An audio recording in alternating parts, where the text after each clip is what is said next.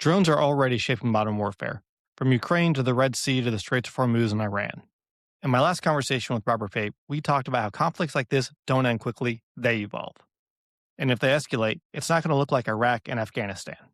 They'll look like this: cheap drones, everywhere, in the air, on the ground, in the sea, changing who has the advantage in asymmetric ways that are impossible to fully anticipate. So we have to ask, are U.S. Army Special Forces ready for that fight? During the global war on terror, U.S. Army Special Forces, the Green Berets, were the go-to unit of action for commanders around the world. But how relevant are they in the era of great power competition, and what do they need to do to adapt to a future that is dominated by unmanned systems? John Kowalski is a major in the U.S. Army 1st Special Forces Regiment and author of a paper, Unmanned Systems and Army Special Forces, coming out in the May-June 2026 edition of Military Review. He argues that significant structural changes are necessary to keep Green Berets relevant for the future of modern conflict. Let's get to John. Well, John, good morning and welcome to the podcast today. How you doing? Doing great, Scott. Thanks for having me. It's a pleasure to be here. Great to have you on. John, you've got an article coming out called Unmanned Systems and Army Special Forces, coming out in the May-June issue of Military Review. Based on the title, I can only assume it's about the first generation of Terminators that we're building. But walk us through, what is it that's going on in the global landscape that you've been observing that makes you think that the Special Forces needs to adapt to how it approaches drone technology? Yeah, I appreciate it. I wish it was that cool as you described. But no, I guess, for some background, I guess, wrote this paper as part of my coursework in ILE at the Naval War College in Newport, Rhode Island, which was, a great experience. I was very, very fortunate to have. But yeah, I wanted to write about something that, obviously had a lot of contemporary applicability, but, also I thought was representative of what I see as a sort of generational shift in the way warfare is fought. So I think there's a few sort of contemporary conflicts that are going on that kind of highlight this. And, the first one, certainly to me is obvious. I think many others is the war in Ukraine. If you've watched the way that's evolved from Russia's initial invasion through today, it's been a steady trend towards the increased use of unmanned systems to the point where, I think well over 50 to 75% of the casualties and the damage are inflicted by some kind of unmanned and remotely piloted system, either air or ground or surface or subsurface on the water. That I think is one. And I would say with that too, I don't think anybody predicted that, either an external observer or either of the combatants. I think a lot of that was driven as much by necessity and the rate of burn of munitions as the war progressed. First on the Ukrainian side, and then as Russia was kind of forced to adapt to it. But where you don't have, where Ukraine didn't have the industrial base to match Russia just in munitions. They were forced to adapt and realized, I think, pretty quickly that, a small quadcopter that's fairly cheaply built with a minimal amount of munitions can cause, significant delay and disruption and destruction, to a much larger and much more, well-supplied adversary. And Russia realized it as well and has had to adapt their tactics, quite a bit. And I think the adaptation is, continued to evolve. So let me ask you about the casualties real quick. When we talk about 50 to 70%, is that drones themselves as weapons? Is that, unmanned systems carrying weapons? Or does that include things like unmanned systems spotting for conventional artillery? It's all of the above. Okay. It's one-way attack drones. It's remotely piloted both air and ground vehicles that are firing projectiles and returning. And then as you mentioned, the reconnaissance drones that are spotting for another type of munition that's firing, either snipers or more likely probably indirect fire weapons. Gotcha. Okay. And so I think the second example that is sort of, I guess by the time I was writing the paper, I think at that point I thought was sort of past its sort of in the past tense, I guess was the example of the Houthis shutting down the Bab el-Mandeb and access to the Red Sea, and sort of with that, I think you know the the applicability there is that this was where Russia and Ukraine were state actors. The Houthis are a non-state actor armed and trained by the Iranian Revolutionary Guard, and for fairly minimal cost to the Iranians and with fairly rudimentary equipment, they were causing a massive degradation and disruption to that seaway, and a disruption to global commerce. And so it was kind of like an asymmetric way for the IRGC to have an outsized impact far beyond what they could have with their military proper. Mhm.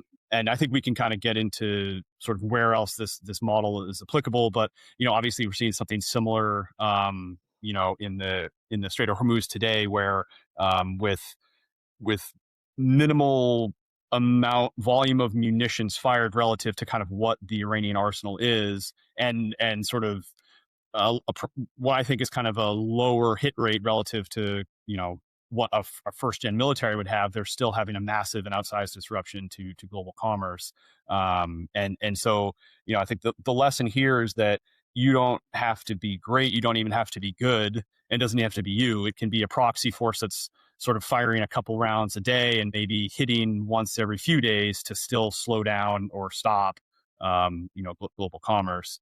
Mhm. And then the third case I cite in the paper is maybe one that's lesser known, but at least in the West, but still certainly relevant, and that's the civil war in Myanmar. And there's been strife and civil war for a bunch of different reasons for a while there, but sort of more recently there's a military you know, I'm not sure what the technical term is, but we'll call it a dictatorship has taken over, and there's been sort of resistance and fighting to it for a couple years. And with call it in 2023, kind of I think after observing a lot of the success that Ukraine was having against Russia, sort of the non-military side, the resistance side, I guess if you want to call it, you know, started importing drones from China and really kind of turned the tide of the war. And the military side has a closer relationship with China, and so sort of at their request, China stopped or throttled a lot of the imports and was able to turn the direction again. And so I think kind of the takeaway here was how critical, just given the rate of burn that we see with these drones and sort of most of them are sort of single use. How critical building robust and redundant supply lines are, and it's not easy, it's not natural, especially for a non-state actor. And so building this capability either organically or through a proxy is great, but as important as it is to sort of train the pilots, you have to train them in supply chain, supply lines, redundancy, everything that kind of goes into being able to sustain it, because you can only do what you can sustain, I would say. Yeah. So we're seeing these unmanned systems give potentially what we describe as low resource actors an outsized influence on their ability to punch above their weight, either revolutionary movements against their own government or non-state actors like Houthis versus global commerce or Ukraine versus Russia. But the more we evolve into this, the more we're rediscovering the basics, like logistics still matter. Absolutely, yeah, and I there's a couple other cases that I don't cite in the article, but the Sudanese civil war, both sides are implementing unmanned systems. They're sort of to kind of mixed results. I think a lot of this where there's not a lot of external expertise being applied. There's some sort of trial and error, but I mean as we've seen in all these cases, the learning curve is pretty steep. Kind of once you find something successful, you're able to replicate it. And then as well in South America, South and Central America, I think there's been some reporting about you know drug smuggling operations, kind of both directions over the border, both drugs coming in and money going out. But in Colombia as well, some of the rebels down there, I think, have had some success, using unmanned systems against the military. Okay. Are we seeing drones pop up anywhere else? Because normally there's like an evolution of different types of organizations adopting TTPs, tactics, techniques, procedures. So worked for Ukraine. So then the Houthis started adopting it. Then, we see rebels in Myanmar start adopting it, Colombia. How far down from state actors have these TTPs for drone use been adopted? I mean, you see them pretty, down to the operator level. I'm blanking on the name, but there was a recent study that, found a strong correlation between TTPs, the similarity in TTPs suggesting, even in sort of non geographically proximate entities, like similarity in TTPs indicating a strong likelihood that there is information being shared. And that's kind of one of the ways that I think you can kind of build out better network mapping or identify previously unknown links between entities that you wouldn't have otherwise suspected were sharing information. But yeah, I mean, from ISIS in Iraq and Syria, Afghanistan, Southeast Asia, I think you see it popping up more and more, and kind of the more coverage and the more success that goes with it, the more likely you are to see it. I mean, it's from kind of where we were, as you and I were just getting into the army to kind of where we are now. I mean, a kid with less than $1,000 and a cell phone, um, could inflict some significant damage if he chose to. Yeah. Well, bring this back to special forces. The way that, special forces, the Green Beret, typically goes out in the world and acts is in an ODA, Operational Detachment Alpha, this 12-man team of highly skilled personnel, years of training. How does this evolution in unmanned systems impact how that 12-man team needs to think about how they go into an environment and operate? Yeah, no, it's a great question. I think, to kind of back it up a little bit, I think that, as probably even since before, you and I were on teams, the Army and USASOC were evaluating sort of the size and composition of the ODA, kind of looking more towards great power competition. I think that, the ODA was and has been for a long time well suited to the challenges, of a variety of global conflicts. I think it served well during the GWAT. But if you think about the way we fought during the GWAT, there was limited, especially as it progressed. I think there was less and less examples of an organic ODA and only an organic ODA without any attachments or detachments, without any non 18 series personnel sort of on the ground. Limited examples of those teams operating, anywhere. And then the reason is that, the battlefield of the 21st century is getting more complex. And so you had, signals intelligence, CA, PSYOP, JTAC, EOD attachments, a variety. The kind of list kind of goes on and on. But sort of the point there was all of those augmentees were designed to support the team. The team's job was to advise, assist, and usually accompany whoever and is, whoever the partner force was. And the team is well built to do that, through the weapons sergeants, the engineers, the medics, and the communication sergeants. And they, I think, was well built to advise what partner forces needed to be advised on. And, we were not training JTACs. We were not usually training, CA or PSYOP or signal intelligence or any of those other, skills and functions. And so you didn't need those enabler packages at the organic at the ODA level, and you could kind of pick and choose who you needed for what mission and when. What I think is changing now, and kind of what I put forth in the paper, is that there has been a change, and our partner forces will need to learn how to both fight offensively and defensively using unmanned systems. I cite all of the examples that we just discussed as reasons why, and the sort of nuances to the cases. But I haven't really seen anything that tells me that unmanned is just a fad and is going away. I think we're sort of nearer to the beginning than we are to the end. When it comes to unmanned systems and the contemporary battlefield. And so that's sort of why one of the cruxes of the argument is that it's time for an ODA's task org to grow from 12 to 14 men, and add a new NCO. I suggest the 18 golf, but I mean, kind of pick your letter, I guess.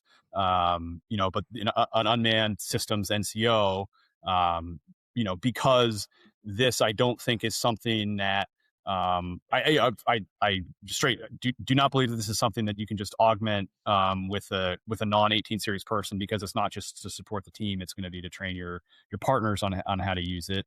One and two, I think that this is a big enough task that it can't be just an additional duty to one of the existing MOSs. That the way many other functions on the team become. And I'm certainly not alone, in that opinion.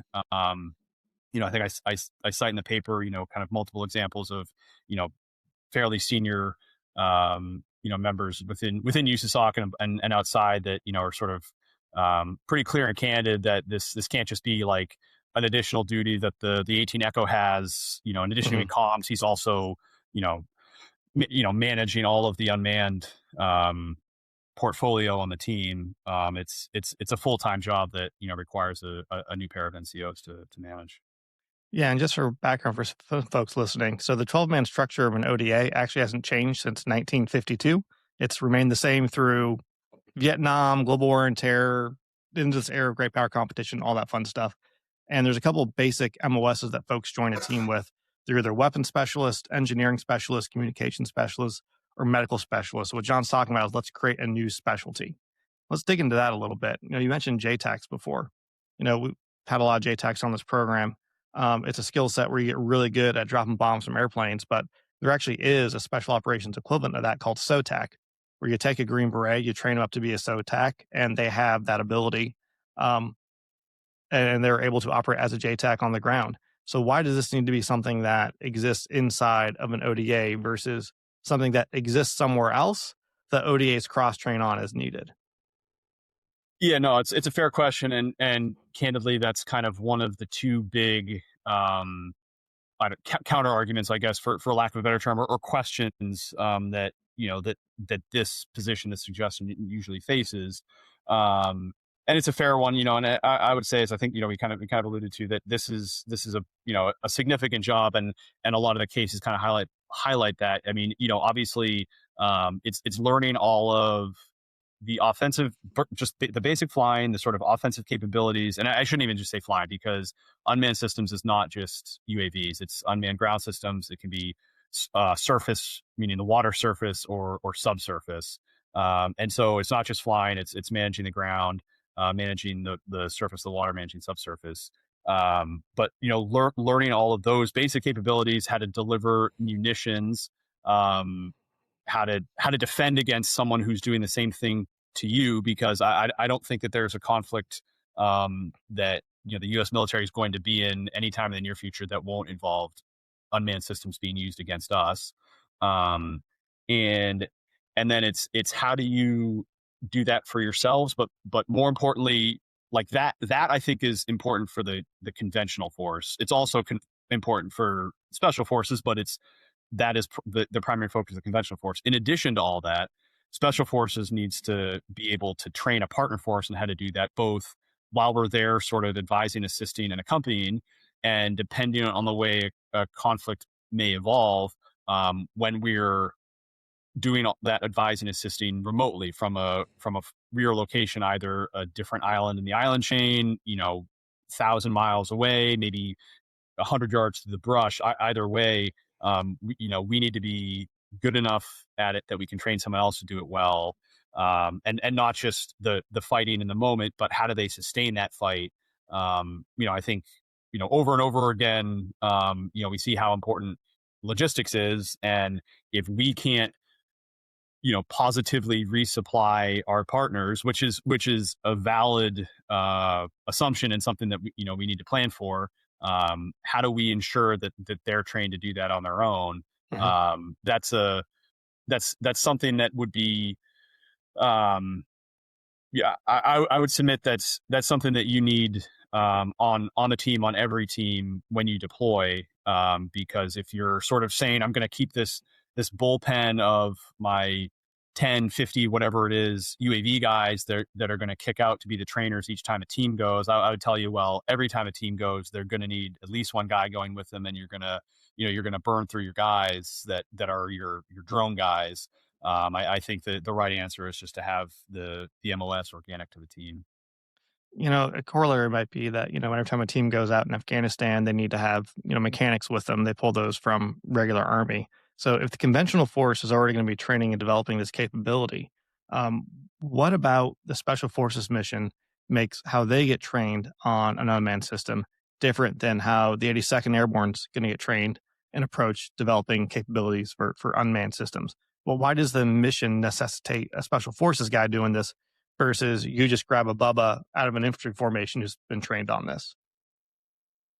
Yeah, I mean, I guess it's an interesting question. I would maybe answer it with a question, which is like, all right, well, if that is sort of the approach, then why does special forces need to exist at all? Why, if we're going to do this, why not just have a Bubba from the 82nd go train whoever we're going to train? I think there's a lot.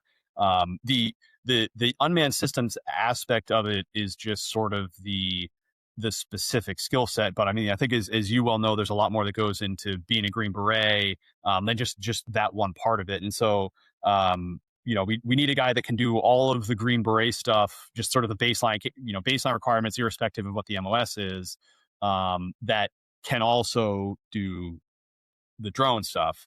And I think that's sort of the difference. Like there is and will continue to be a big demand for unmanned systems experts throughout the formation, not just in special forces, but with that, we need SF caliber guys that can do it as well.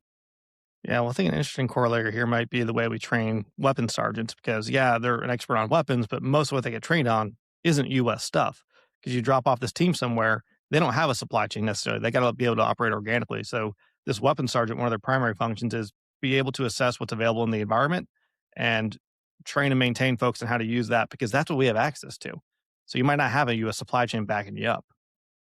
Exactly. And I think that's one of the big differences I would echo, where, an 11 Bravo in the 82nd is, an expert on his assigned weapon system, but depending on what his background was before the military, he may know very little about non-US weapons, and probably less on how to train people how to use them. And so that, I think that's one of the other, I think important nuances as to why, we need the MOS on the team is sort of the continuous build and development and learning, and we see how quickly that the landscape evolves and the technology changes. There has to be someone who, irrespective of whether you're deployed or in the rear, who's continuously focused on this, on building, who the one whose primary responsibility is to grow and maintain the skill set and the knowledge on the team, so that when you're dropped into a new conflict zone with new actors, new technology, you're already in a position to kind of adapt and respond. I mean, I think, even as we saw, on, rotations to Iraq and Afghanistan, I mean, one trip was not indicative of the way the next trip would be even 18 months later.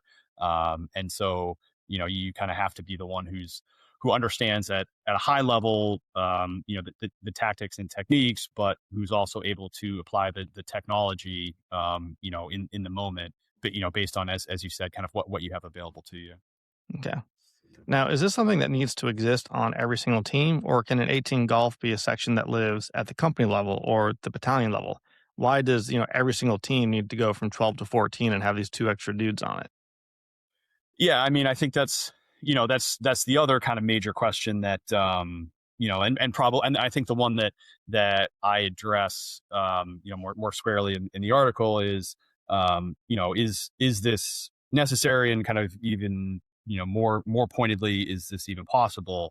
We're already, I mean, for years, I think we've struggled with maintaining the formation, just sort of the size we think we need to, is now the right time to grow. And I would argue it is. I think the argument against it is just that, like, we can't fill all the billets that we have, or why would we add more? And, to that I would say, look, if you believe that what we're seeing at multiple conflicts around the world is sort of indicative of a broader change in terms of the character of war and the way war is going to continue to be fought, which I do and I think others do as well. Then every unit of action needs to have uh, experts and combatants in unmanned systems at the ground level. It can't just be sort of we'll parse them out to the guys to the teams and the units of action that need them when they need them. I think that the degree of trust and camaraderie that's built between operators through a train up and a deployment, it makes it harder to plug and play, especially key MOSs like this, but anybody really. I mean, obviously it happens when necessary, but that should be the sort of exception, not the plan. But yeah, I would say that if you believe that this is the direction that it's headed, then I would say that every unit of action needs to have this capability. And for Army Special Forces, the unit of action is the ODA. And so that's why I kind of maintain the argument that yes, this does need to be at the team level. I think if you had it at the company, at the battalion, at the group, wherever else, I think if the intent was to use them in the same way that you would use your JTACs, your PSYOPers, signals intel guys, I think that would be more potentially sustainable. But where this, I think, is someone who's going to be on the ground for 6 months, training and assisting a partner. It needs to be a guy who's been there with the team, who's been in the team room, who's done the train ups, the SFAWICs, the PMTs, all of it, and who's fully integrated and will remain, even post deployment. So great arguments all around. I'm trying to think through how do we actually man a 14-man team, because I don't know if First Special Forces has ever acknowledged the number, so I'm not going to say it, but you know, the regiment is not fully manned as is with its current MTO, table of organization for folks that are listening. So if you put extra dudes on teams, those have to come from somewhere. And the automatic response might just be, well, like, we just need to recruit more people. There's a great white paper that came out a few years ago that actually looked at the population of the United States of America, went through all the screening criteria, physical, age, intellectual, mental, personality to become a Green Beret, and realized the population of the United States of America is not capable mathematically of producing any more Green Berets than are currently in uniform right now. So the pool we got is the pool we got. It's not getting bigger. What's the impact on the rest of the formation? Where do we have to rethink it if we start putting an extra 2 guys on every team when some teams don't have 12 guys right now? Yeah, it's a fair question. I haven't read the paper, so I'm I suppose not in a position to rebut it. But I would say a couple things. One, I think it's a challenge that it's not just the Army, it's not just Army Special Forces are going through. I think we're sort of chronically struggling with manning and retention. What I would say is that if the Army writ large can find a way to attract more qualified applicants who are otherwise qualified but would not necessarily be interested to kind of seek a career in the Army, even for a single enlistment. If we can find new and interesting ways to attract those applicants, I think we're doing ourselves a service. And so if we can say, which, and I think, obviously not just like we haven't discussed, and I don't really touch on it in the article, but I mean, there's huge and growing applicability for unmanned systems that has nothing to do with military applications. And so if, you're talking to, a 17, 18-year-old kid who's kind of debating, well, do I go to college or do I do something else? And, a few years ago, I was like, well, what would I do if I went in the Army, and how is that going to help me post Army? I don't know. Maybe that's a tougher conversation to have. But if you said, hey, look, 18 years old, you can join the Army. At 20, you're eligible to be Army Special Forces unmanned systems operator. And then, you could stay for 20, or you could get out after your initial enlistment with, several years of unmanned systems experience and go, work at Amazon or one of the other, major employers that are growing in the space and looking for ways to grow in the space. I think that's pretty compelling, especially when you kind of consider the cost of higher education. And I think there's a pretty there's a large and growing body of the U.S. population that's starting to question sort of the cost and value of higher ed, and sort of how does it lead to a career, a career and a lifestyle after high school.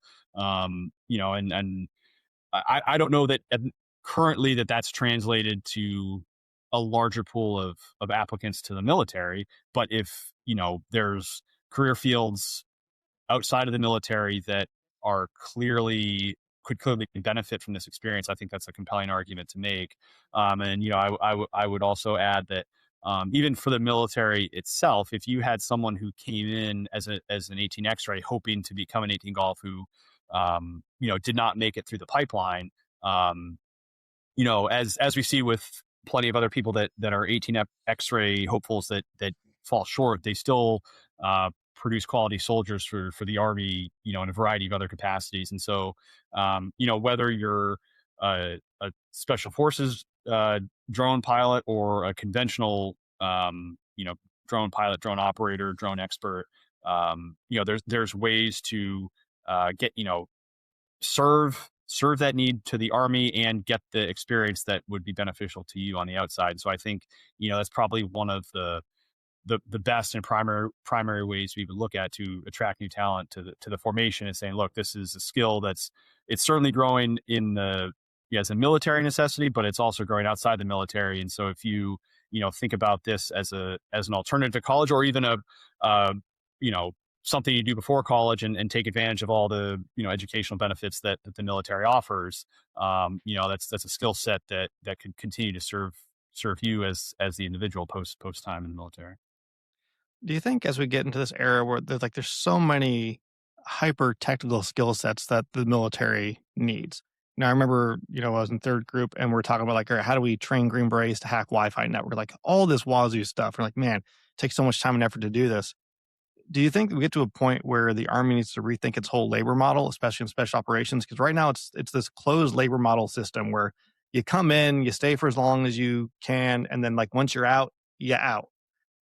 National Guard is actually a weird exception to that in a lot of ways. But do we need to have this model yeah, you came in, you did your initial thing, you got Green Beret qualified, now the certification you carry with you for life. Now you got to the private sector and you're in there for 7 years working for Anduril or Mock Systems or one of these drone companies, and now you want to come pop back on a team. Should there be a way for you to show up, pass a special forces PT test, and then all right, you're physically fit. You're going to sign up for 18 months now. You're going to be an E7 for the next 18 months on a team, which most team guys don't know anything about drill and ceremony and that stuff anyway. So as far as the regular Army stuff, I don't think that's really going to hurt us much. Maybe make him an E5 and pay him as an E7. I don't know. We used to have technical sergeants. All right, you're going to do an 18-month pump on a team for this one thing. You do your 6 months collective train up, 9-month deployment, 3 months, deactivation, pop back out to civilian sector.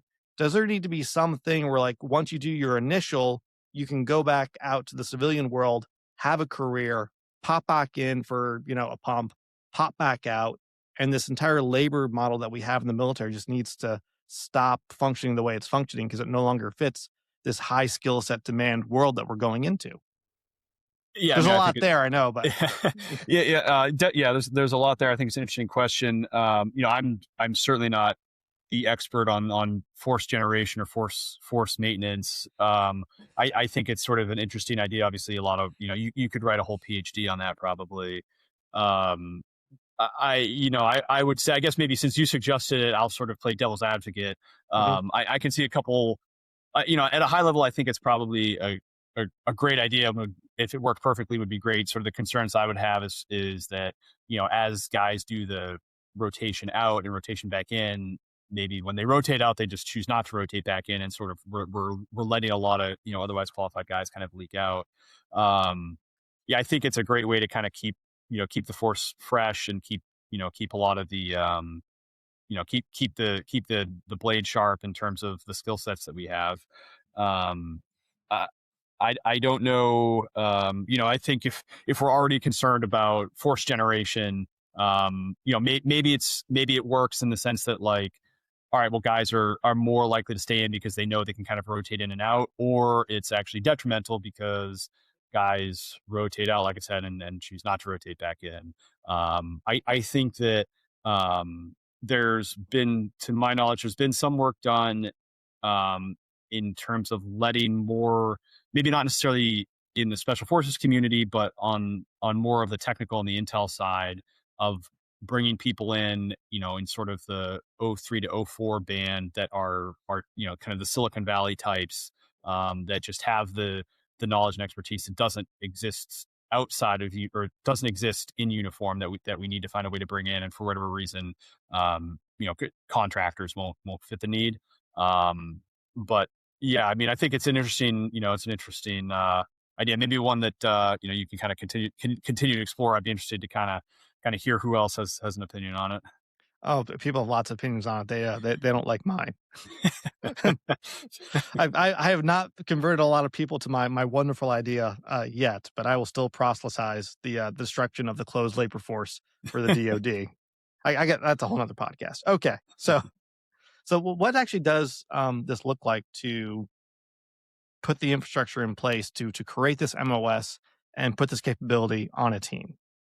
Yeah, I mean, it's not a quick process. Yeah, nowhere do I suggest that this is just a light switch we flip and it's done. I mean, we're talking several years, a lot of funding, a lot of wrangling, convincing a lot of people that are going to be skeptical, throughout the formation, and I think it starts, sort of with these conversations and people kind of letting their guard down and saying, look, and I think that's already started to happen, where there's a recognition that the formation needs to change. I think we're kind of already there. We're kind of, at least been near to there. A few years ago, the regiment experimented with the convergence ODA, where, we went from a company with 6 teams to a company with 4 16-man teams. So the number was unchanged, but the way that they were parsed out was different. There was mixed opinions on how successful that was, and ultimately it's kind of reverted back to what the construct that we're familiar with. But my takeaway from that was like, look, at least we're willing to try something different. We're willing to recognize that something needs to change, and we're willing to try something different. So I think that's sort of step one. Step two is kind of figuring out where this capability should exist. We've talked about, does it need to be at the group, at the battalion, at the company, or on the team? The regiment has experimented and is contemplating the idea of the 390 Alpha, which is a warrant, an unmanned systems warrant, who does a lot of what I've described, but would not be organic to the team. It would not necessarily be a special forces qualified warrant officer, though I think the intention initially was to kind of recruit mostly, if not exclusively, from the existing pool of SF warrants. And then it's sort of building out the training pipeline for what this would need to look like, and growing the formation, or growing the MTO across the formation, which and recruiting for it. And I think, as you mentioned, and certainly I think is sort of well understood, that would be a multi-year process.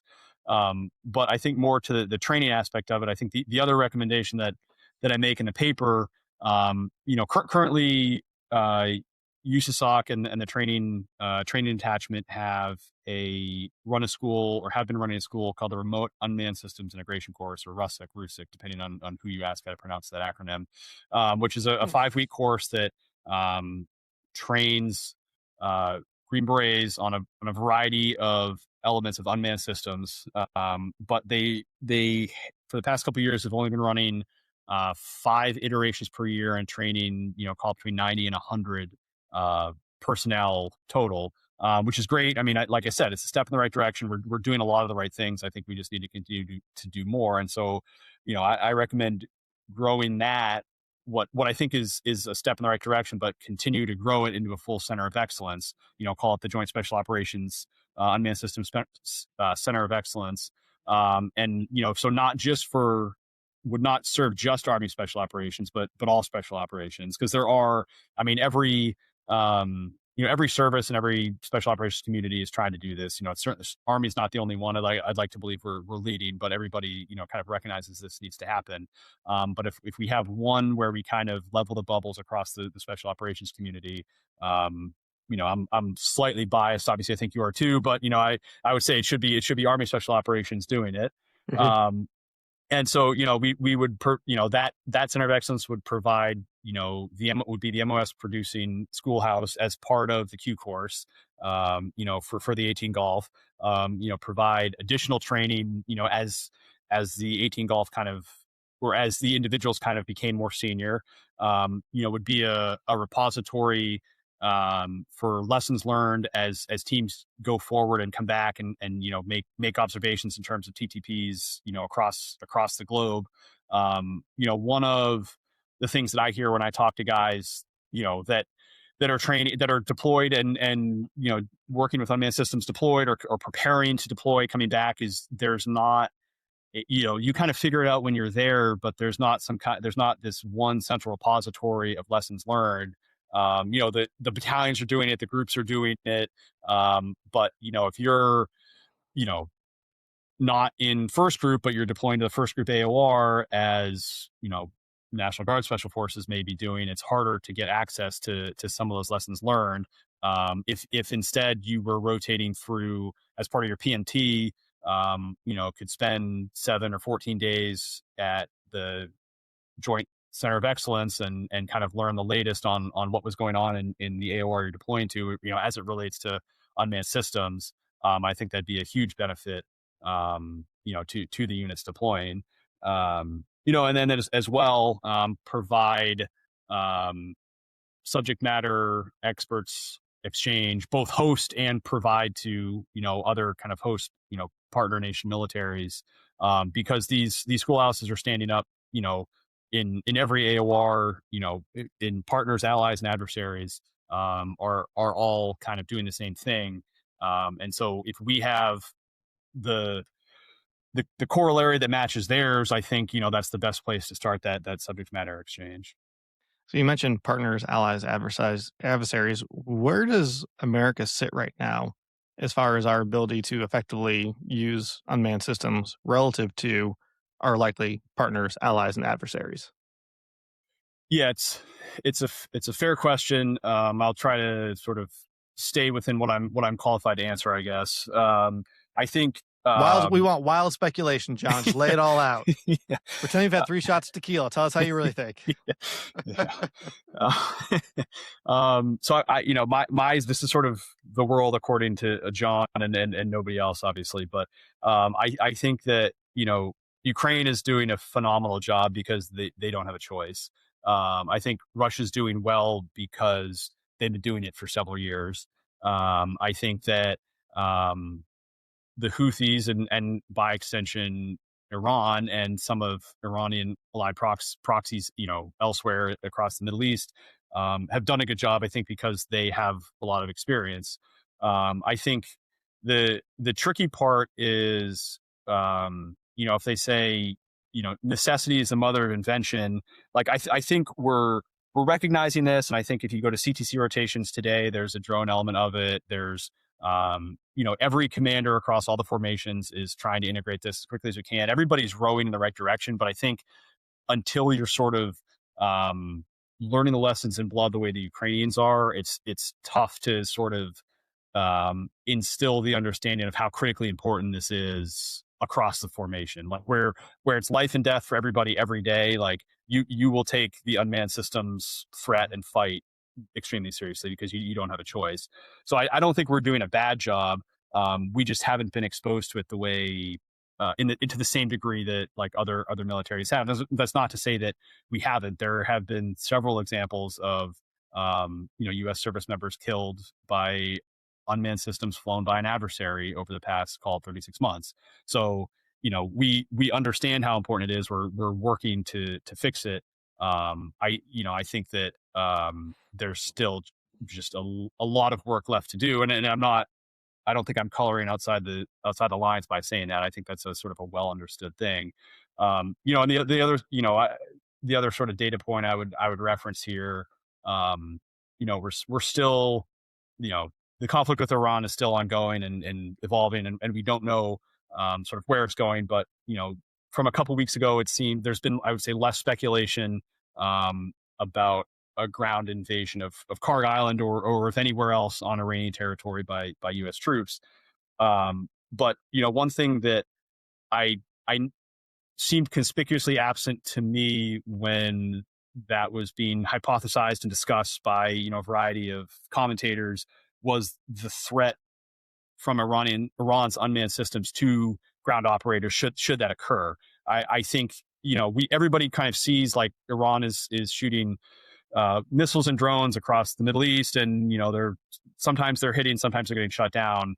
I think if we had a formation on Karg Island or on the Iranian mainland or another island just off the coast of Iran, I think that the volume of fire at those forces, both missiles, rockets, artillery, and unmanned systems, would be much higher and much more vicious than what we've seen so far. I don't think that was really appreciated. I'm sure that in classified settings and people that are qualified, I think it was well understood. It's sort of the way that people like you and I are maybe a step removed, and other experts that are commenting on this. I think it wasn't really, because we haven't seen it as a high order fight with a large formation of U.S. military personnel that involved unmanned systems. I think that there was that was a missing aspect of the discussion, is like how challenging and how casualty producing I think that they would have been or would be in that fight. Yeah. So one other discussion that's going on out there is, what is the role of special forces in great power competition as we go to this new era? Because even though special forces back in the day was almost meant for great power competition through proxy, its heyday was during the global war on terror. A lot of folks are somewhat quietly happy that heyday is shifting to other elements of the joint force. So, what capability does taking the time, effort, resources, creating a center of excellence, a new MOS, yada, yada, yada, what does the joint force gain from creating an 18 Golf drone expert or UA unmanned system expert on a special forces detachment? Is that really where resources should be getting spent right now in an era of great power competition? Yeah, I mean, another great question. I would say there's probably, I would say limitless, but there's a number of benefits that, I don't think we have time to discuss, and I don't necessarily get into in the article. The one example that I give, and candidly, I wrote this, prior to the ongoing conflict with Iran. But, I focused on our kind of primary strategic competitor, China. And so if you think about what a conflict with China might look like, whether it starts over something in the South China Sea with the Philippines, over, the Taiwan Strait or something else, it's not obvious. Like, I mean, I don't think anybody argues that we have, as it stands today, a much larger, probably more capable Navy than China does. But it is not obvious that would translate to us having control of the sea, either east or west of the first island chain, or anywhere farther west than the second island chain. And that I think is due primarily to the robust and growing capability of the PLA rocket force.